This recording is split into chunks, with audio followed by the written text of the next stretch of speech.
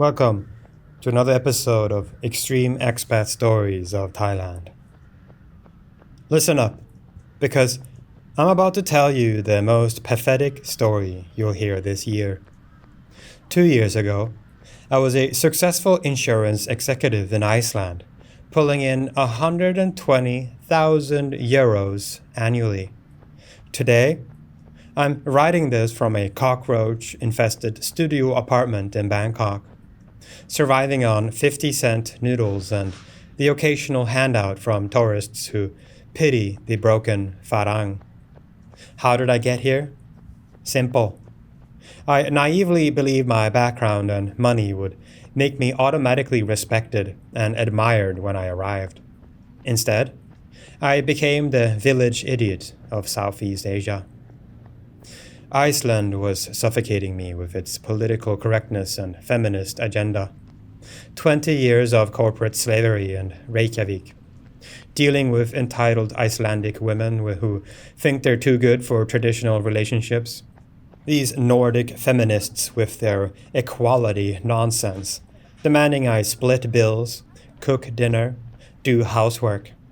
Where I come from, women used to appreciate when a man provided for them. Not anymore. The final straw was when Iceland implemented those ridiculous shorter work week experiments. While other Icelanders celebrated working only 35 to 36 hours for the same pay, I saw it for what it was. Socialist weakness making our already lazy population even lazier. Real men work 60 plus hours a week and provide for their families. But try explaining that to modern Icelandic women who care more about their careers than finding a husband. So I made a decision that seemed brilliant at the time. Cash out my savings, 180,000 euro, quit my job, and head to Thailand where women still understood traditional gender roles. I've read online that Asian women were feminine, submissive, and grateful. Everything Western women had forgotten how to be. The weather sealed the deal. Reykjavik barely hits 10 degrees Celsius even in summer, while Bangkok stays a perfect 27 to 30 Celsius year-round. I was trading frozen feminist hell for tropical paradise where beautiful women would appreciate a successful European man. I packed my bags with supreme confidence. Erik Magnússon was going to conquer Southeast Asia. Landing in Bangkok felt like entering a different dimension. The chaos was intoxicating. Motorbikes, tuk-tuks, neon lights, and most importantly, gorgeous women everywhere. Petite, feminine, exotic. Everything Icelandic women weren't. I strutted through Suvarnabhumi airport like a Viking discovering new lands to plunder. Within hours, I understood why Western men flocked here. Thai women actually smiled at me. They giggled at my jokes. They seemed impressed when I mentioned I was a European. After years of Icelandic ice queens treating me like an inconvenience, this attention felt intoxicating. I rented a luxury condo in Sukhumvit for 80,000 baht monthly, about 2,200 euros. Expensive by local standards, but pocket change for a successful European. My neighbors were other expats living the dream. British retirees, German entrepreneurs, American digital nomads. We'd meet at rooftop bars, drinking overpriced cocktails while pointing at the Bangkok skyline, convinced we'd cracked the code of life. Look at these local guys, I'd tell my new expat friends, gesturing at Thai men on their scooters. Skinny, short, making maybe 15,000 baht monthly. I felt so important and privileged compared to locals because of my income and passport. No wonder the women prefer us. The first month was pure euphoria. Street food for dollars, massages for pennies, and constant female attention. I felt like a Nordic god among mortals. Then reality started creeping in. I attacked Bangkok's dating scene with typical Icelandic efficiency. Dating apps, expat bars, tourist areas. I was methodical about finding my perfect Thai princess. My profile highlighted my European heritage, my corporate success, and my generous nature. Within days, matches poured in. My first date was with Nim, a 26-year-old from Isan province studying at Chulalongkorn University. She was everything I'd fantasized about. Petite, soft-spoken, traditionally feminine. We met at a fancy restaurant in Siam Paragon, where I ordered expensive wine and regaled her with stories about Iceland's natural beauty and my business success. She listened with wide eyes, asking questions about my salary, my family's wealth, whether I owned property in Europe. I interpreted her curiosity as genuine interest in my fascinating life. When she excused herself for a long bathroom break to call her mother, I assumed she was sharing her excitement about meeting such a catch. The bill came to 4,500 baht, more than many Thais earn in a week. I paid without blinking, adding a generous tip to impress her further. As we walked to get a taxi, she casually mentioned her family's financial struggles. Her father needed surgery. Her mother's rice farm was failing. Her younger brother's university tuition was overdue. In Thailand, she explained sweetly, when a woman has a good man, he helps her family. It shows he really cares. I found this refreshingly traditional, unlike selfish Western women who only think about themselves. Thai women understood family values. I pulled out my wallet and handed her 10,000 baht for her father's medicine. Her grateful smile convinced me I was doing everything right. Word travels fast in Bangkok's dating scene.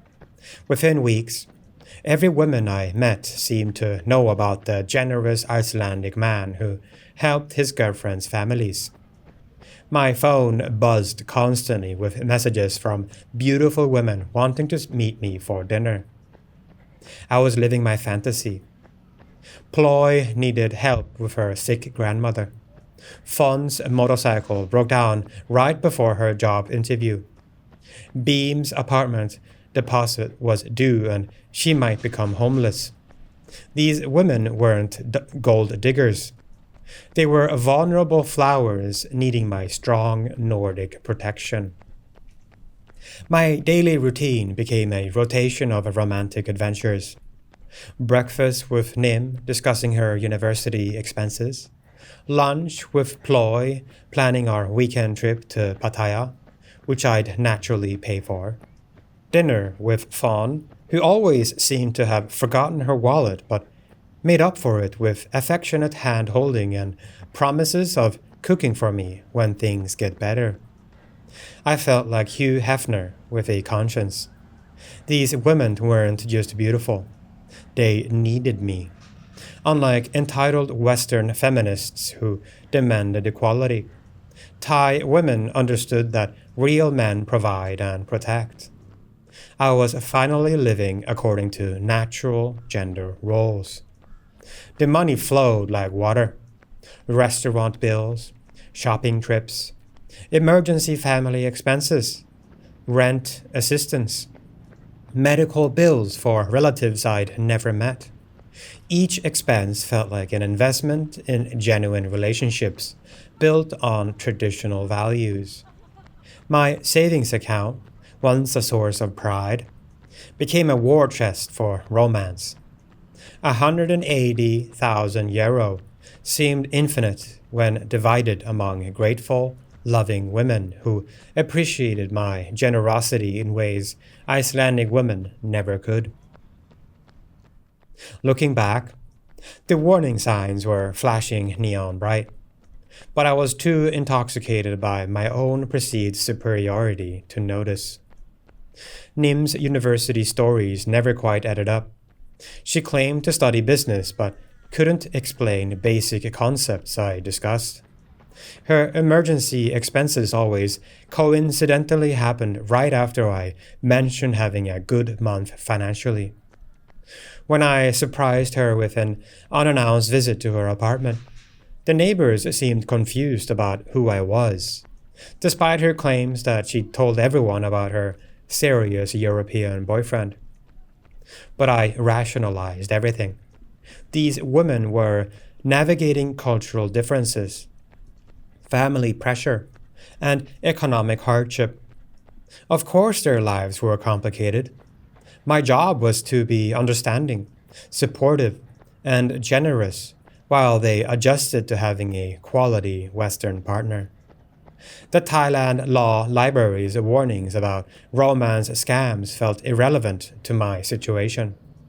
Those articles described desperate losers being obviously manipulated.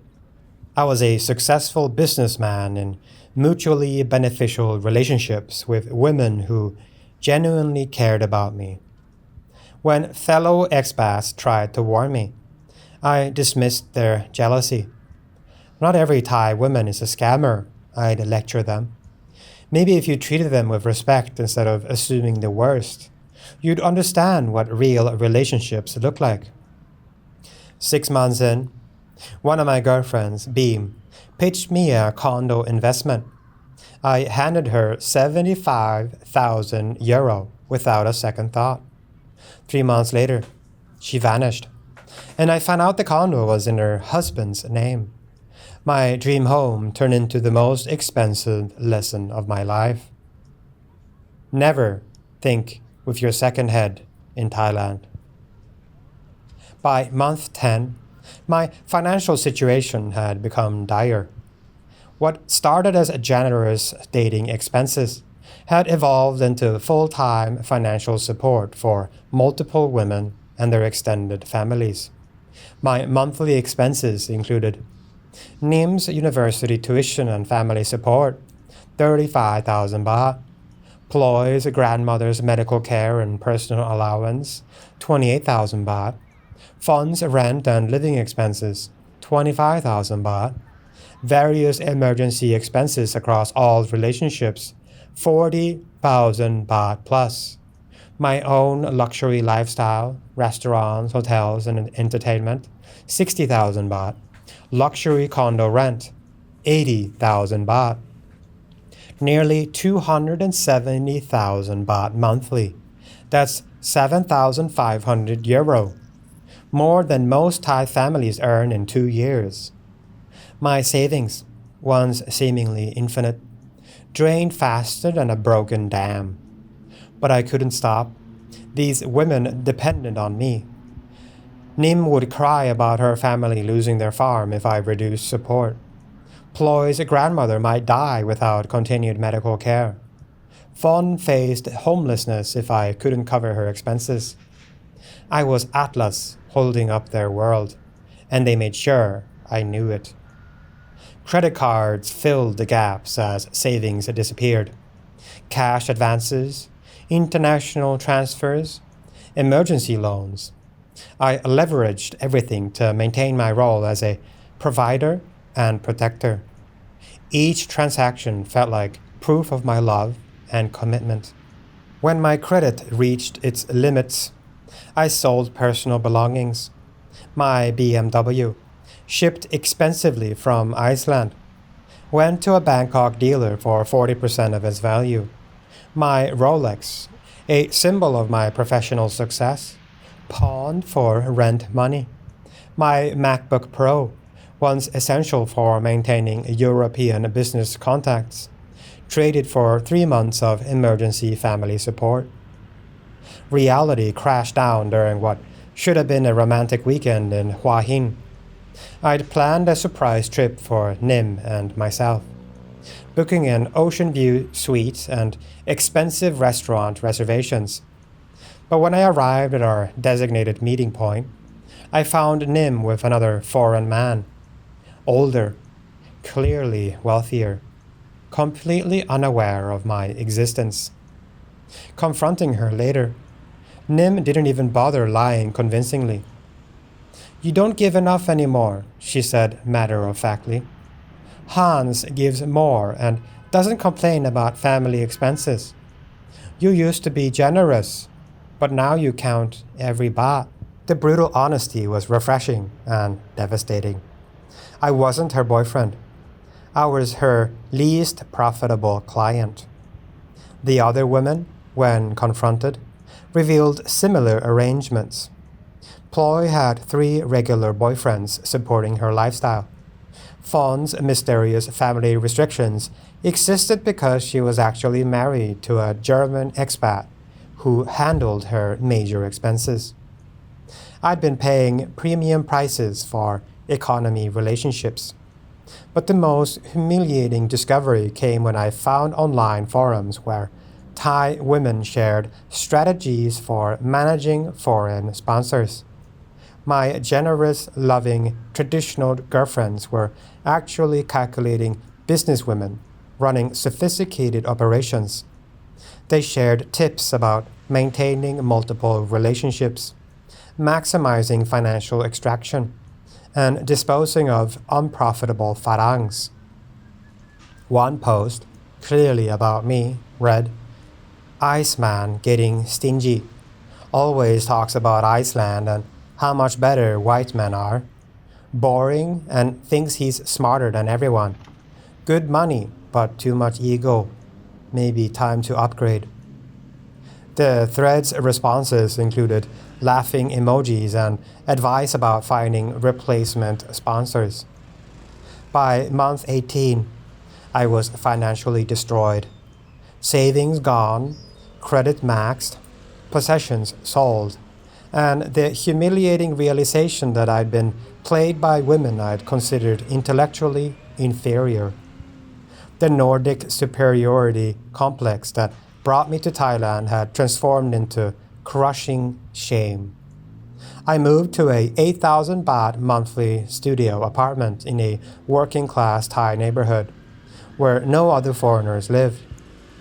My new home featured a broken air conditioner, intermittent electricity, cockroaches that seemed personally offended by my presence, and neighbors who found my downfall amusing rather than sympathetic.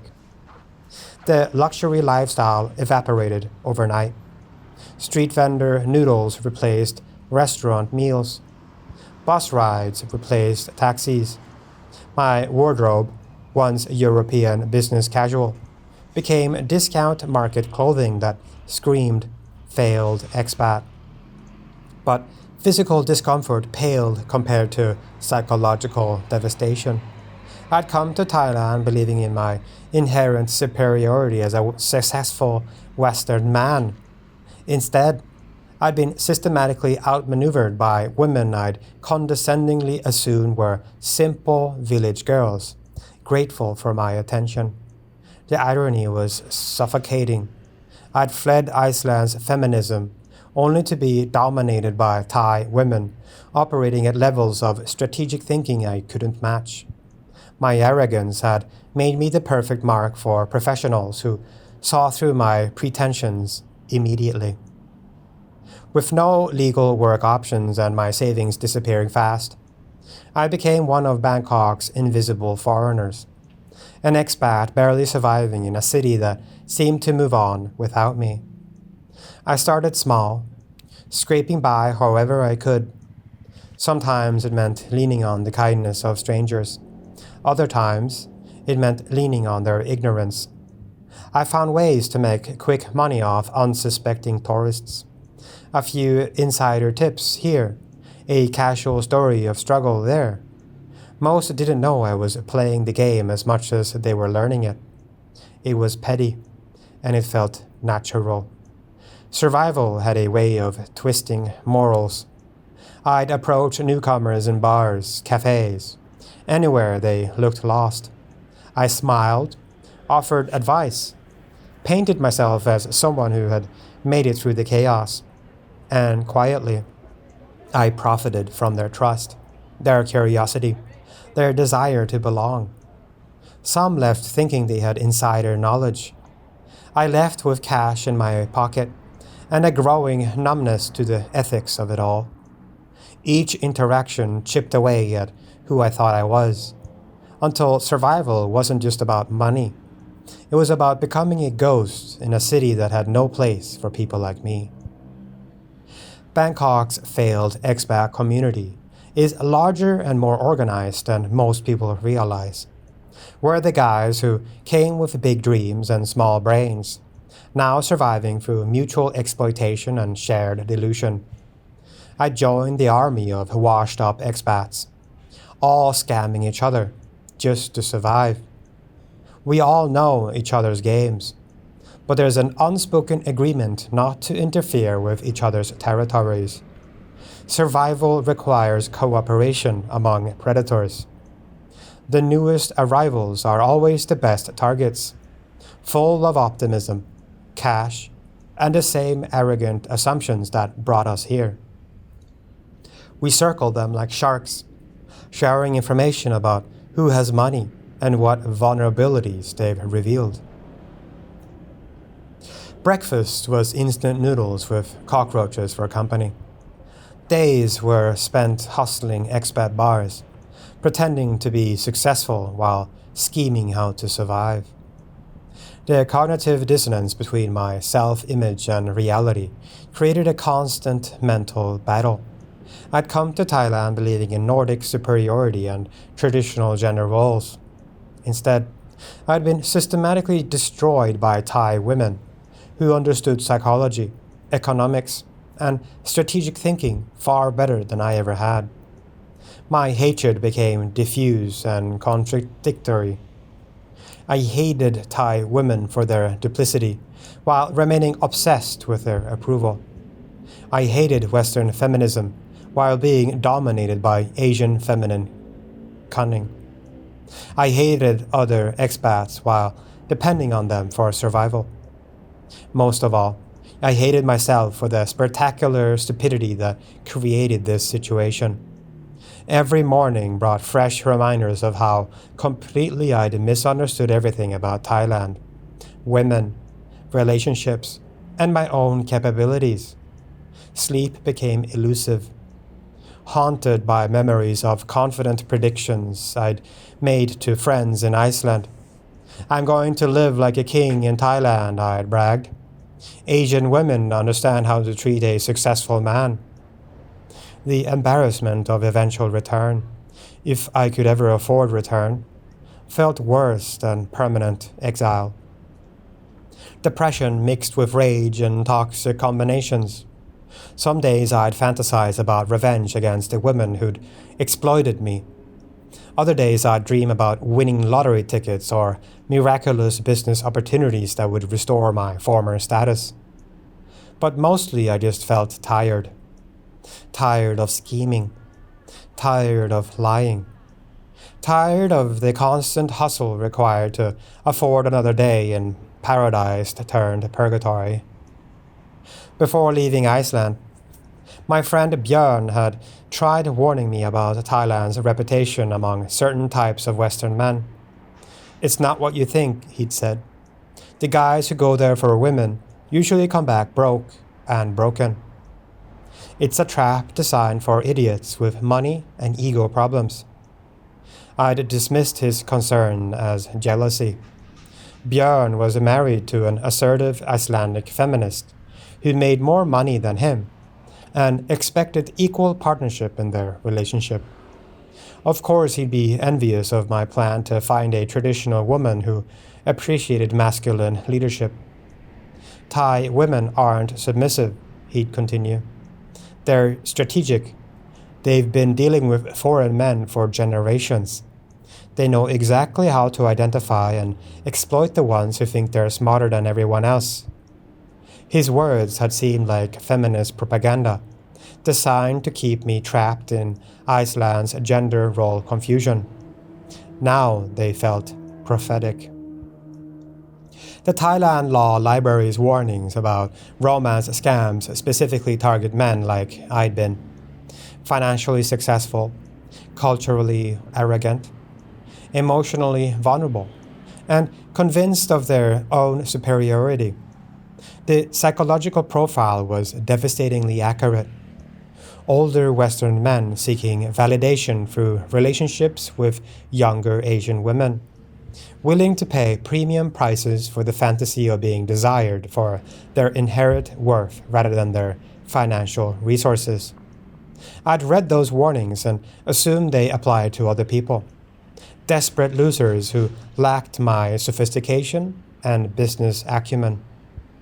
The possibility that I was exactly the type of mark being described never occurred to me. My fantasy of traditional gender roles was based on fundamental misunderstandings about both Thai culture and relationship dynamics. Thai women aren't naturally submissive. They're often the financial managers and decision makers in families.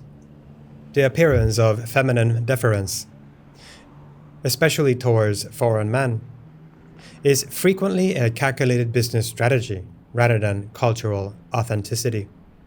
The women I dated weren't abandoning modernity for traditional roles. They were using traditional role expectations to manipulate modern economic opportunities. They understood that certain Western men craved the fantasy of a masculine dominance and feminine submission, so they provided that fantasy in exchange for financial compensation. Real Thai relationships, I learned too late, often involve significant female financial independence and authority. The women targeting foreign men represent a specialized subset operating in the international romance industry, not authentic representatives of Thai dating culture. My assumption that Asian women were more feminine than Western women was racist nonsense that made exploitation easier. The women who scammed me were running sophisticated business requiring intelligence, planning, emotional manipulation, and strategic thinking. Traditionally masculine traits according to my own cultural assumptions. The irony was complete. While seeking feminine submission, I'd been dominated by women whose business acumen and psychological insight far exceeded my own. Bangkok's expat community is filled with similar casualties, each convinced their story is unique while following identical patterns. Every expat I met had the same story: money drained, women gone, dignity shattered. We all thought we were special. We weren't. Each story follows the same arc. Western man arrives with money and ego. Thai woman identifies vulnerabilities. Financial extraction occurs over months or years. Relationship ends when resources are exhausted or suspicion grows too strong. We all tell ourselves we're different, that our situations are unique, that we made understandable mistakes rather than predictable errors. But the patterns are identical because the industry is sophisticated and we are predictable. My arrogance about Western superiority wasn't protection. It was bait. If I could talk to my past self, I'd say, "You're not special. You're just an ATM with legs. Every Thai woman you meet knows the game better than you." 2 years after arriving with 180,000 euro and dreams of exotic romance, I'm surviving in a Bangkok slum through petty fraud and tourist scams. My victims are men exactly like I used to be: arrogant, wealthy, convinced of their own superiority and immunity to exploitation. The irony is perfect. I'm now part of the system that destroyed me, preying on newcomers with the same delusions I once harbored.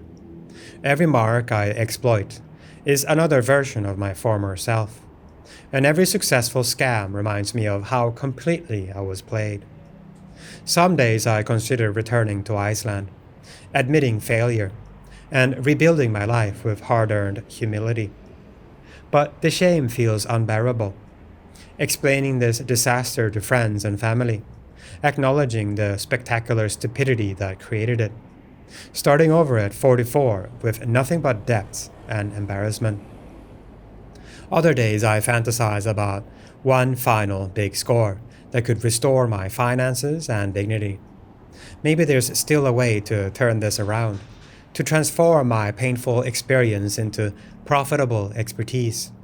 Perhaps I could become a legitimate consultant, helping other foreigners avoid my mistakes. But mostly I just survive day by day, running small scams while avoiding the bigger predators who see me as a potential prey. Bangkok's expat underworld operates on strict hierarchies, and failed businessmen from Iceland rank near the bottom.